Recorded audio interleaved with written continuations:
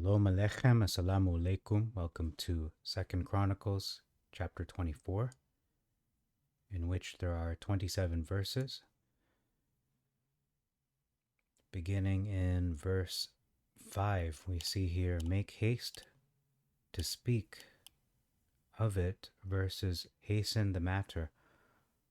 So one is get the word out versus get it done. In verse 6, it says, looked after the Levites versus required of the Levites.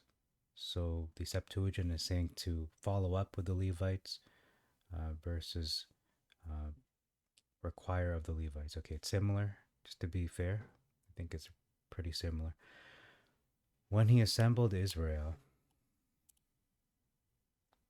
at the tabernacle of witness, this is the historical context of when the commandment was given in terms of the collection to be taken up versus and of the congregation of Israel. So this is talking about the commandment belonging to Israel, not talking about the historical context.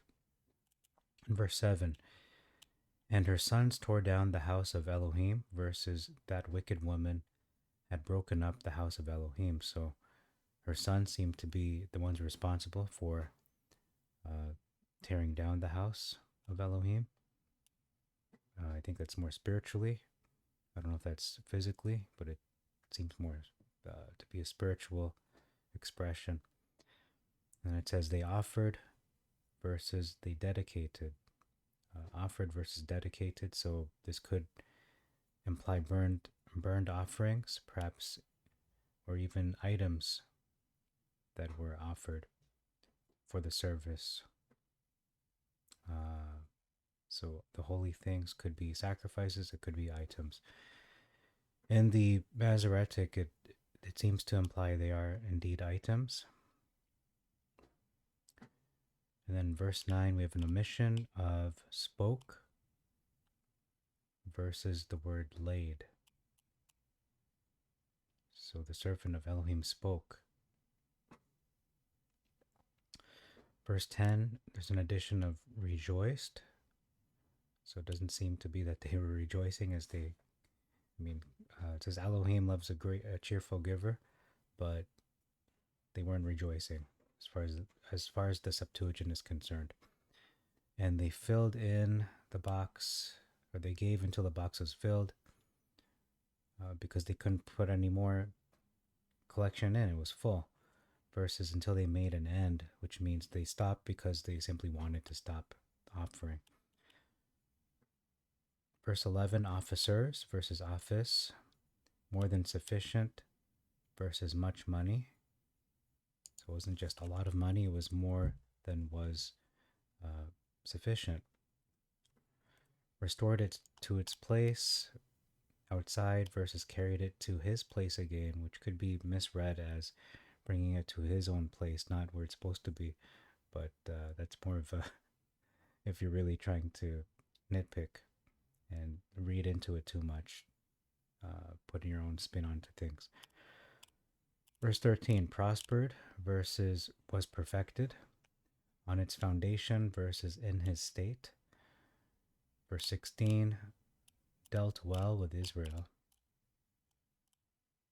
versus done good in Israel. So he dealt well with the people of Israel, not only doing good. Now, verse 18, we're going to get into a bit of a rabbit hole, so please bear with me. This is a significant difference here. It says, starts with an A, versus groves. And if you look up this word, it is actually the entry 0842. I'm going to just say it, ASHERAH. I don't know if it means groves, if it means this Babylonian goddess. When I did some more digging into this via Wikipedia of all sources,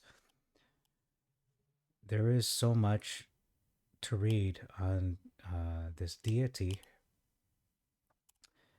and there are controversial opinions on this. but there are many objects that are linked to the worship of this Elohim, this false Elohim, and many of them are associated with trees. There's a great association with trees, and what's another word for grove is groves are associated with trees. Um, so there is a controversial opinion when we look into the topic of Yahwism, which is the religion of ancient Israel and Judah, and this is the controversial opinion. Some scholars believe that the goddess, starts with an A, was worshipped as Yahweh's consort, although other scholars disagree. Now, my personal opinion is the reason why there seems to be this opinion and confusion regarding a dual sort of shared authority as the Elohim of Israel between Yahweh and starts with an A is because we read throughout the narrative of ancient Israel's history, they worshipped Yah, but at other times they went whoring to other Elohim. So yes, there exists even to this day archaeological historical evidence that they worshipped this false Elohim by that name. And so it only proves the narrative of scriptures is true, that they did go whoring and they were not to go worshipping other Elohim, but only the true God, which is Yah, which is Hashem. So that to me is only giving more credibility to the veracity of the Torah, the Tanakh, and the Septuagint. Okay, so that's verse 18. It says here as well, in that day, verses for this their trespass.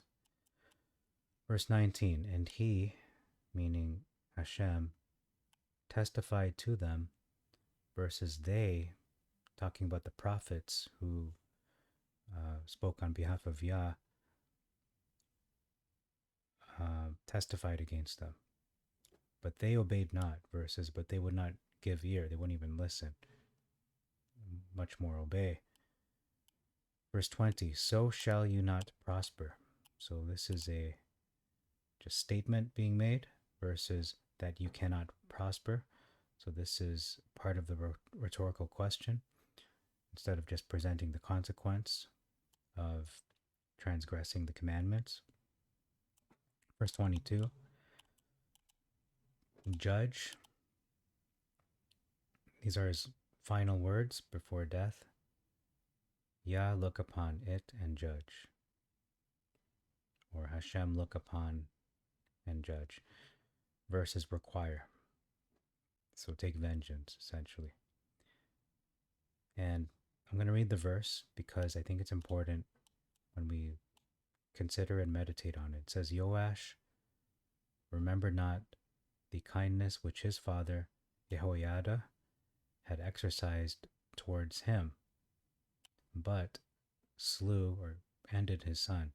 And as he died, he said, Yah, look upon and judge. So could this be a possible messianic foreshadowing in terms of the suffering Messiah? Could be. Verse 24.